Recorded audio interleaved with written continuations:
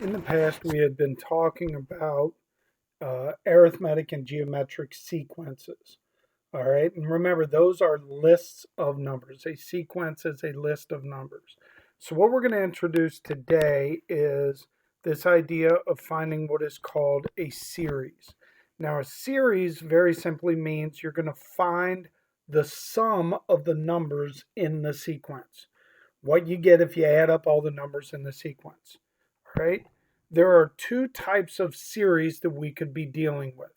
We could have a finite series or an infinite series. All right?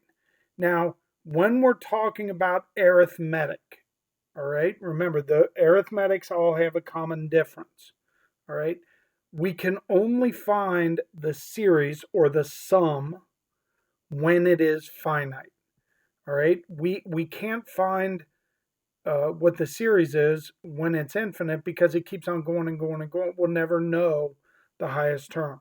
That's going to be true for when a sequence of numbers or a series is arithmetic. All right. Now, when it's arithmetic, okay, we have a formula here that we're going to focus on, which says that the series or the sum of however many terms is going to be the number of terms divided by 2 times a sub 1 plus a sub n. So let's write down and make sure we all remember what those symbols mean. All right, and it actually says it here.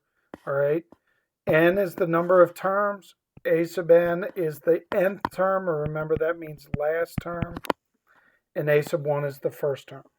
All right, now it's relatively easy to find these series, okay? We're going to throw some twists in along the way as well. So this first one here, in order to find an arithmetic series that is finite, all right, we're going to use the formula S sub n is equal to n over 2 times a sub 1 plus a sub n, which tells me I need to know how many terms, the first term and the last term. That is exactly what they give us here. So to perform this calculation, I know that the sum of these 7 terms, n is 7, is going to be 7 over 2 times the first term, 21, plus the last term, 39. All right? The way I like to do this on the calculator, I don't trust the calculator, so I'm going to tell it what I want it to do. We're going to go 21 plus 39. That's 60 times 7. Whoop, I knew I did something wrong there. Times, let me try this again. Let's see, if we add them, we get 60 times 7 divided by 2. And that's going to give me a sum here of 210. Now, this is exactly what this property is telling us. So what we're going to focus on for the next couple examples is, what if they don't give you all that information? Well, if they don't give you all that information, I need to go back and rely on, what do I know about the arithmetic sequence? And I would highly, highly, highly encourage you guys. As a matter of fact, sitting right next to me on my desk, I have arithmetic sequence formula, arithmetic series formulas. I have the formulas at my disposal. I would highly encourage you guys to do that. Remember, arithmetic series was a sub n equals a sub 1 plus n minus 1 times d. All right? So let's take a look here. In order to find the series, I need to know the number of terms. Got it. I need to know the first term. Got it. And I need to know the last term. Don't have it. So what I'm going to do is rely on this arithmetic sequence formula to find the last term. And remember, the last term in this case is a sub n. So let's see. I've got a sub 6 is going to be a sub 1, 4, plus n minus 1, 6 minus 1, times the common difference, which is 2. So let's see. Let's do some mental arithmetic here. 6 minus 2 is 5. Sorry, 6 minus 1 is 5. Times 2 is 10. Plus 4 tells me the sixth term is 14. All right. Now I have my three pieces of information to be able to find the sum or the series of those six terms. And that's going to be 6 over 2 times the first term plus the last term. So if I take 18 times 6 divided by 2 is 3, that gives me 54. The sum of those six terms is 54. So again, sometimes I have to rely on my other arithmetic formulas to find the three pieces of information I need. Number of terms, first term, last term. Take a look at this one. I know the number of terms.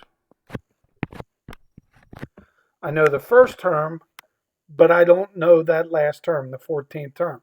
This is just like the problem before, except given in a different form. Well, I've got my arithmetic sequence formula that says a sub 14 is going to be equal to the first term plus n minus 1, which would be 14 minus 1, times the common difference. And I notice this has a common difference, or d value, of 7. Grab my calculator here. I'm going to take 13 times 7 plus 15. And that gives me that the 14th term is 106. I'm now ready to find the series or the sum of these 14 terms. And to do that, I'm going to take 14 divided by 2, n divided by 2, times the first term, 15, plus the last term, 106. So that would be 121 times 7, which would be 847.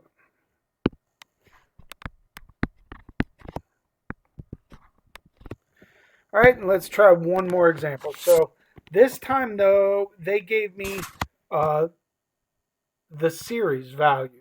So what all the terms add up to, that's what this S sub n is. All right, so immediately I'm thinking, all right, let's look at this formula. S sub n is equal to n over 2 times a sub 1 plus a sub n. And in this problem, they want me to find the number of terms. They want me to find n. I've got my S sub n. I've got my a sub 1. I've got my a sub n. Okay, I can do it. So I'm going to say, all right, S sub n here is 5130 equals n over 2 times the first term, which is 26, plus the last term, which is 316. And then I'm going to figure it out from here. So let's see. If I grab my calculator, I've got 26 plus 316, which would give me 342. And I'm going to divide that by 2. And that gives me 171, or 5130 equals 171n. So if I take 5130 divided by 171, that tells me that there are 30 terms in this series. I hope this helps. Let me know if you guys have any questions.